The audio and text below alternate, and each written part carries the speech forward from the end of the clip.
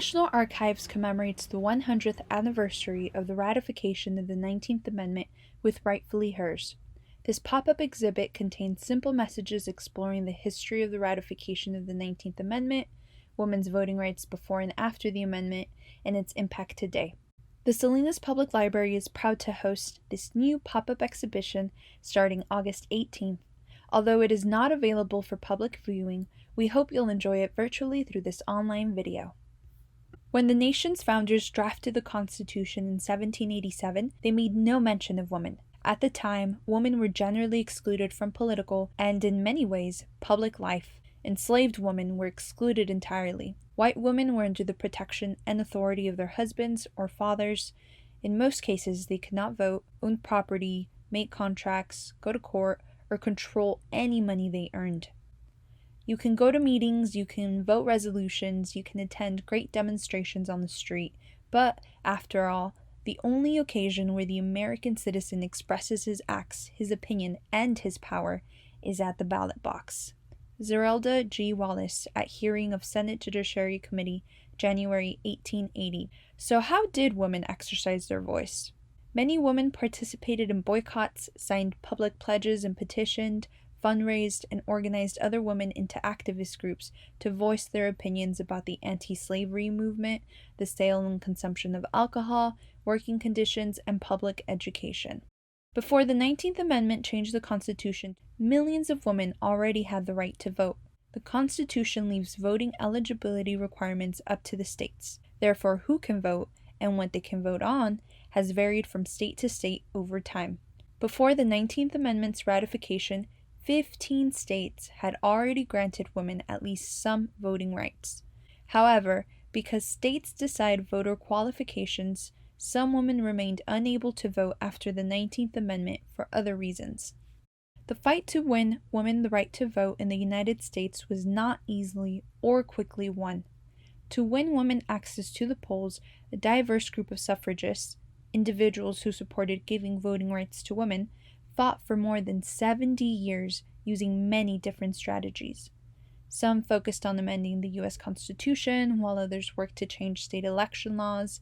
Suffragists lobbied privately in their parlors and publicly in the halls of Congress. They wrote articles, circulated petitions, gave speeches, organized marches, and were sometimes imprisoned for their protests.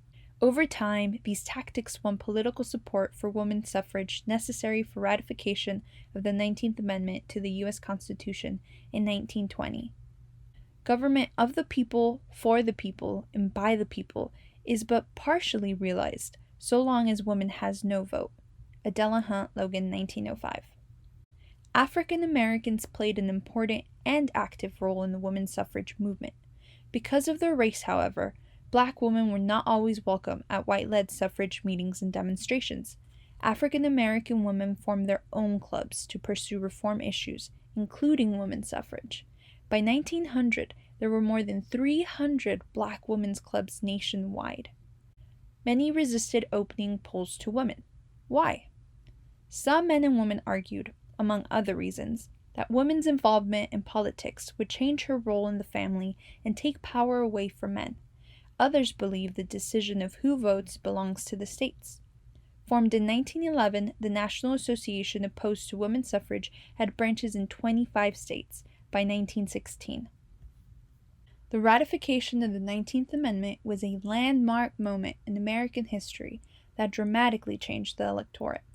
It enshrined in the United States Constitution fuller citizenship for women and more expansive democracy for the nation. The right of citizens of the United States to vote shall not be denied or abridged by the United States or by any state on account of sex. 19th Amendment, August 18, 1920. It was a continuous, seemingly endless chain of activity.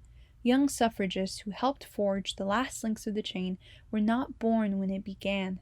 Old suffragists who forged the first links were dead when it ended. Carrie Chapman Catt and Nettie Rogers Schuler. Why is Tennessee's ratification of the 19th Amendment significant? After Congress passed and proposed a women's suffrage amendment, 3/4, or 36 states at the time, had to ratify the 19th Amendment before it could be added to the Constitution. Many states quickly approved the 19th Amendment. and by the end of March 1920, only one additional state was needed for ratification. On August 18, 1920, after calling a special session of the state legislature, Tennessee became the 36th state to ratify the 19th Amendment. The founders personally made it hard, but not impossible, to change the Constitution. In 1869, the First Amendment proposing suffrage for women was introduced in Congress. It took 50 years and 900 proposals for Congress to pass a resolution that became the 19th Amendment to the Constitution. Even after the 19th Amendment was ratified, millions of women remained unable to vote. Puerto Rican women were excluded from the 19th Amendment. All adult women didn't gain the vote till 1935. The lack of U.S. citizenship limited voting rights. All Native Americans were granted U.S. citizenship in 1924. Asian immigrants couldn't become citizens until 1952. African American voters, especially in the South, faced discriminatory measures meant to keep them from the polls until most of those practices were outlawed by the Voting Rights Act of 1965. Many Latin American and other immigrant or indigenous citizens faced language barriers to voting. It's important that young people know about the struggles we faced to get to the point we are today. Only then will they appreciate the hard-won freedom of blacks in this country. Amelia Boynton Robinson. The 100 years since the ratification of the 19th Amendment has seen voting rights expanded to millions more women, after many ongoing struggles against voter discrimination succeeded. However, people continue to fight to expand and protect voting rights today. The best protection for your voting rights is to use the most powerful political tool any citizen has, your voice. The Voting Rights Act of 1965 was landmark civil rights legislation that outlawed discriminatory voting laws and practices designed to keep blacks and other voters of color from the polls. The act enfranchised millions of new voters.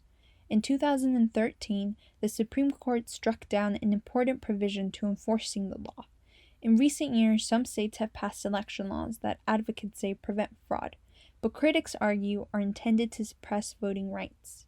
To learn more about the women's suffrage movement, the stories of suffragists, or the 19th Amendment, check out our resources at the Salinas Public Library. I've included links to our catalog, e-card sign-up page, and other online resources on the video description.